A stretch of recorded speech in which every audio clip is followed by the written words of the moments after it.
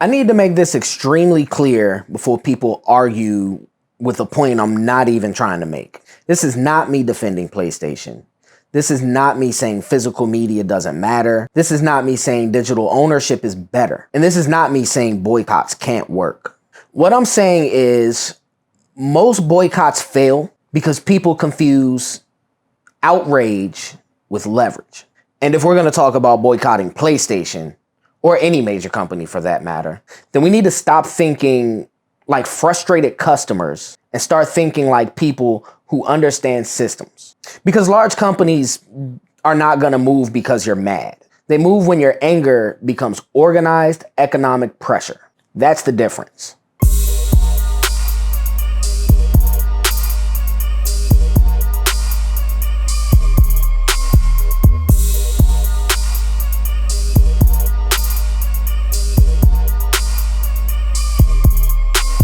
Right now, a lot of people are upset about PlayStation moving further away from physical media. And I understand why. People want to own their games. People don't want everything tied to accounts, licenses, servers, subscriptions, updates, patches, digital storefronts, and corporate permissions. That concern is valid. But the problem is that a lot of people are still arguing from a point of nostalgia instead of strategy. They're arguing from what ownership used to feel like instead of studying where the business actually went. And if you want to fight a system, you first have to understand the system. In Sony's fiscal year 2025 game and network service numbers, physical software brought in about 125 billion yen, which is roughly 769 million US dollars. Digital software brought in about just over a trillion yen, which is roughly 6.46 billion US dollars. Add-on content brought in about 1.36 trillion, which is roughly 8.3 billion US dollars. And network services brought in about 763 billion yen, which is around 4.7 billion US dollars. So if we're being serious, physical software is not the center of the PlayStation machine anymore. Digital games are bigger, DLC is bigger, microtransactions are bigger, subscriptions are bigger, the ecosystem is bigger. That doesn't mean physical media is worthless. It means physical media is not where the company is most vulnerable. And if you're gonna apply pressure to a company, you need to know where it's vulnerable. That's where a lot of people lose the plot, because the conversation sounds revolutionary, but the behavior is still consumer behavior. People will say, boycott PlayStation, and then buy the next digital sale. They'll say, protect ownership, then pre-order the digital deluxe edition of a game. They'll say, stop corporate greed, and then keep buying the DLC, the battle pass, the skin packs, the virtual currency, and a subscription. At that point, Sony won't see a revolution. They'll see an angry customer who's actually still profitable. And profitable anger is not a threat. It's actually just another form of engagement. And this is what people need to understand. A boycott isn't a comment section. It's not a hashtag. A boycott is not yelling at a company while still funding the exact system you claim to be against. A boycott is a pressure system. It needs a target, it needs a demand, it needs coordination, it needs discipline, it needs visibility, and it needs enough people refusing to spend in the right places long enough that the company has no choice but to respond. That's how you make it effective. If the issue is physical media, the demand has to be specific. Do you want every PlayStation console to keep a disk drive option? Do you want physical editions for all first-party PlayStation games? Do you want offline access permissions? Do you want digital license preservation if games are removed from the store? Do you want clearer ownership language when people buy digital games? Do you want less content locked behind subscriptions, battle passes, and deluxe editions? Name the demand. Because if the demand is vague, the company does not know what changed within the pressure. And if the pressure is weak, the company doesn't even have to care. This is why I say some of y'all have never been supervisors, managers, team leads, key holders, decision makers, or business owners, and it shows. I don't mean that as an insult. I actually think more people should do their best to become a leader where they work. Because once you have to manage something, you stop looking at decisions purely from emotion and personal preference, and you start asking operator questions. Where is this money coming from? Where's the behavior going? What part of the business is growing? What part is shrinking? What's recurring? What's predictable? What keeps the customer dependent? What can the company actually control? What incentive is the system actually rewarding? That's how large companies think. They don't care what people claim to value as much as they care what they'll repeatedly pay for. And that's where my brain goes first. Not to what people say, to what the system rewards, to incentives, to leverage, to control, to the behavior people repeat after they're done complaining. It's not always a comfortable way to look at the world, but it is useful. Because once you detach from the emotional noise, patterns become way more obvious. People say they want ownership, but will pay for access. People say they hate subscriptions, but then keep renewing them. People say they hate microtransactions, but the revenue is proving otherwise. People say they hate unfinished games, but will still pre-order a game. People say they want change, but will keep funding the same machine. And that's not a judgment call, that's just observation. And observation is where power starts.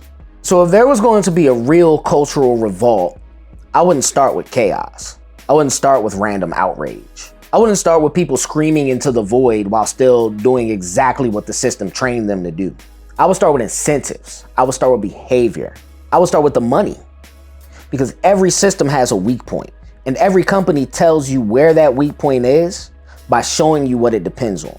If the company depends on subscriptions, target subscriptions. If the company depends on add-ons, target add-ons. If the company targets pre-orders, then you target pre-orders. If the company depends on digital convenience, make convenience less automatic.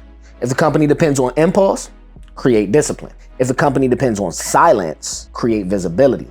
If a company depends on confusion, create clarity. That's how you move people, not by telling them to be angry. People are already angry. The job is to turn anger into structure. This is what most people don't understand about revolution. A revolution isn't just emotion. Emotion starts the fire, but structure decides where it spreads. And without structure, the fire burns out. That's why the conversation can't stay at physical good, digital bad. That's too simple. The real fight is bigger than that. Ownership versus access. Customer versus ecosystem. Purchase versus subscription. Independence versus convenience. Discipline versus impulse. Because convenience is how companies get people to surrender control willingly. Most people don't lose ownership because a company kicks their door down and takes it from them. They lose ownership because the alternative is easier. Digital is easier. Subscriptions are easier. Cloud saves are easier. Renewal is easier. Buying the battle pass is easier. Buying the deluxe edition is easier. Staying inside the ecosystem is easier. And large companies know that. They know most people will complain about losing control and then choose convenience anyway. That's why the rebellion can't just be emotional. It has to be disciplined. And this is where I can use myself as an example. My PlayStation library is 100% digital. Sure, I have Cyberpunk and God of War special edition box cases, but neither of those had physical content in the box. So I'm not pretending to be some physical media purist. I just adjusted to the times. But adjusting to the times doesn't mean that I agree with everything that the industry is doing. I adapted to digital, but I never submitted to the whole business model. I haven't paid for PlayStation Plus in years. I don't pay for Game Pass. I don't really pay for a lot of side services. I barely buy DLC packs. I don't buy battle passes. I don't participate in every cash grab just because the industry normalized it. I don't support the parts of the machine I find useless, inefficient, or exploitative. And I don't fund zero-sum games where the company wins by making the base experience feel incomplete. That's my version of rebellion. Not pretending the old world is coming back. Not acting like digital just doesn't exist.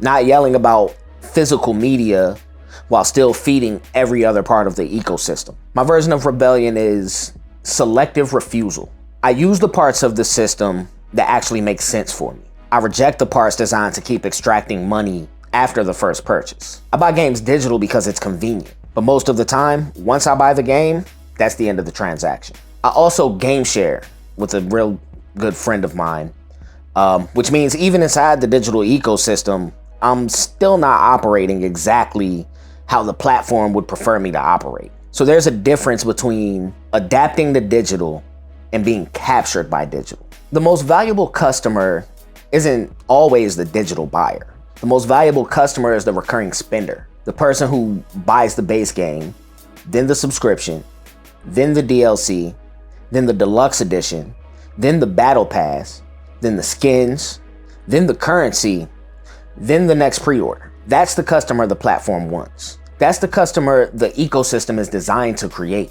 And I don't subscribe to the machine in every way. I refuse to. That's why I stopped playing WWE 2K26, because I wasn't buying a battle pass just to unlock content that should have been in the game to begin with. And honestly, I probably shouldn't have bought the game at all. But that's the lesson. If I buy a game, then refuse the extra monetization layer, I'm still resisting part of the model.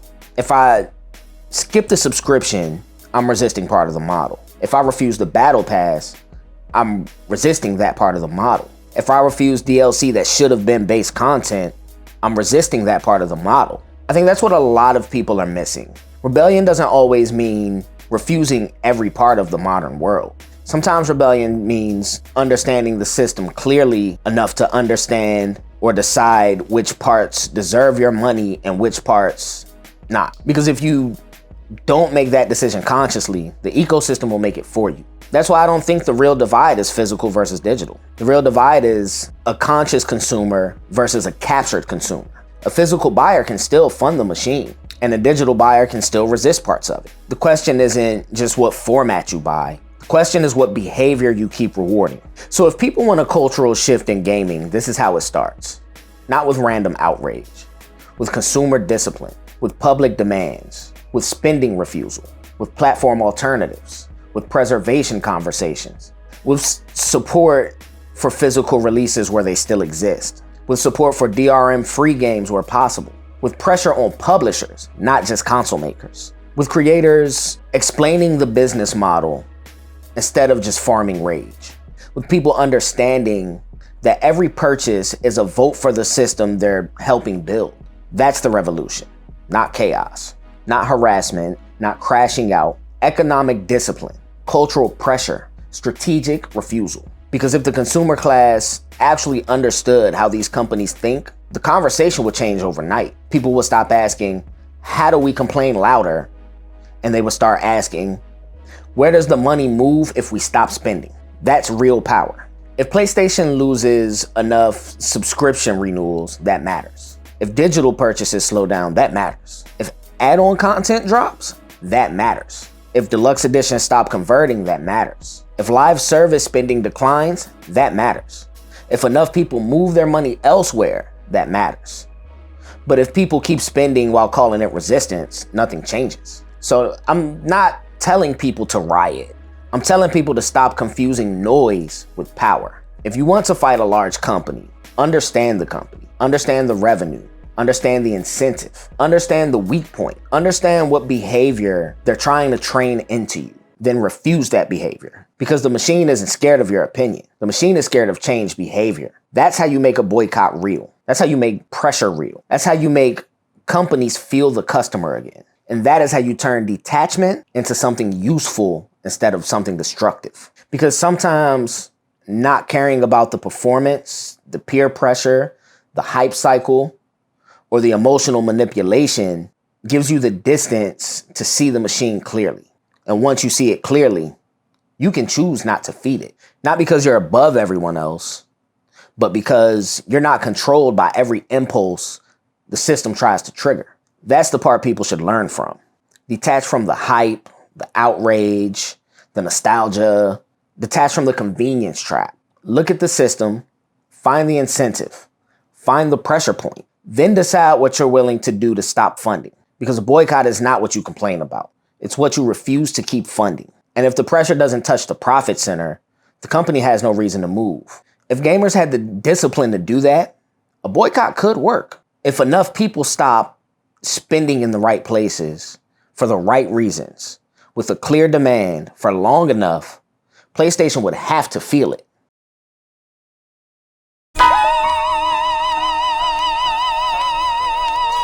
But this is where a PlayStation disc boycott becomes dead on arrival.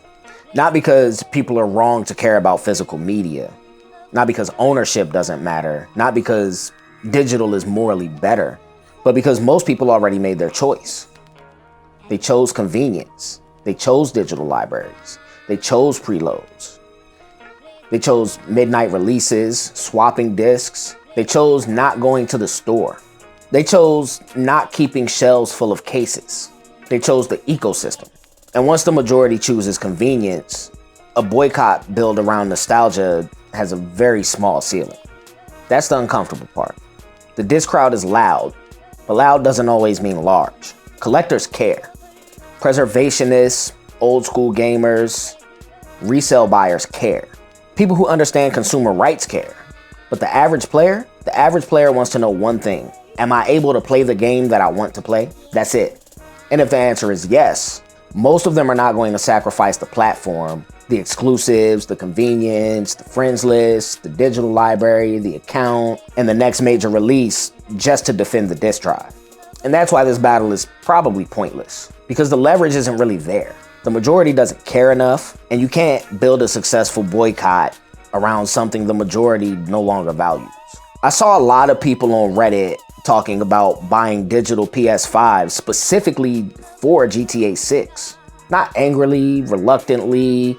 It's not like they were being forced into some dystopian future. They were actually excited. They were buying the digital console on purpose. And they were praising the PlayStation exclusives that they witnessed during their short time with the PS5. They were already inside the ecosystem. And that's when this whole thing clicked. If people are willing to buy a digital-only console for what's most likely the biggest game of the generation, then this is not a revolution waiting to happen. This is a minority trying to stop a market shift that already happened. And that's why I don't participate in zero-sum games. Because even if the boycott worked, what exactly would people win? A disk drive inside of an ecosystem they still don't control. A physical copy of a game that still needs patches, updates, licenses, accounts, servers, and digital infrastructure. A plastic access key to a system that can still change the rules whenever they want. That's not ownership in the way people remember ownership. That's nostalgia. Cosplaying is ownership. And nostalgia is not enough to move a trillion yen ecosystem. So the real lesson is not never boycott. The real lesson is choose the battlefield correctly. Don't waste your energy trying to revive a form of ownership that most consumers already abandoned. Put the pressure where the company actually feels it. Subscriptions, add-ons, microtransactions, pre-orders, deluxe editions, live service spending, unfinished games, artificial scarcity, recurring monetization. That's where the machine feeds. That's where the behavior matters. That's where refusal can actually become pressure. Because if people keep buying digital games, keep buying battle passes, deluxe editions, keep renewing subscriptions, keep pre-ordering broken releases, and keep participating in every extraction layer, then yelling about a disk drive does nothing. Sony will not see a revolution. They will see noise around a shrieking revenue category while the real money keeps coming in. And that's why this boycott will fail. People are trying to fight the symbol after already surrendering the system. They want the feeling of ownership back, but they don't want to give up the convenience that replaced it. They want the old world back, but they keep funding the new one. They want companies to change, but they don't want to change the behavior that taught companies what they could get away with in the first place. That's the contradiction. And that is why this fight is already almost over before it begins. A boycott isn't powered by how right you are. It's powered by what you can withhold. And if most people are not willing to withhold anything, then the company has no reason to move. So yes, physical media matters. Consumer rights matter, preservation matters. But strategically, this specific battle is already dead because the market already moved on. The majority already adapted. The ecosystem already won. And by the time people decide to call it a revolution, most players have already clicked download.